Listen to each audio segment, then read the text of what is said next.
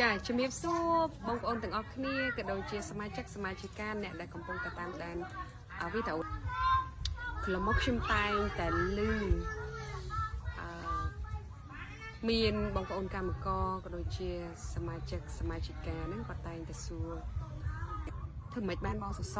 ហើយចង់ចុះបងសសទៅធ្វើមិនណាហើយមានឯកសារអីខ្លះថ្ងៃនេះខ្ញុំនឹងមកស្រាយចម្ងល់បងប្អូនទាំងអស់គ្នាចំពោះអ្នកដែលអត់ទាន់មានបងសសហើយតាបងសសវាមានសារៈសំខាន់អីតែពិតមែនតើបើយើងមានបងសសមកយើងមានកាតបងសសមួយដូចយើងមានកាត instant ទៅនេះរ៉ាប់រងយើងអាចដាក់តាមខ្លួនបានដូចគ្នាដើម្បីទទួលបានបងសសអញ្ចឹងទាំងអស់គ្នាតែច្បាស់ខ្លួនឯងថាតើយើងជាកម្មករក្នុងប្រព័ន្ធឬក៏កម្មករក្រៅប្រព័ន្ធបើសិនជាអ្នកទាំងអស់គ្នាជាកម្មករក្នុងប្រព័ន្ធអ្នកទាំងអស់គ្នាត្រូវប្រកាសថាឬក៏អាចជជែកជាមួយនឹងក្រុមហ៊ុនសហគ្រាសរបស់អ្នកទាំងអស់គ្នានឹងសួរថាគេមានចុះបញ្ជីបសសអត់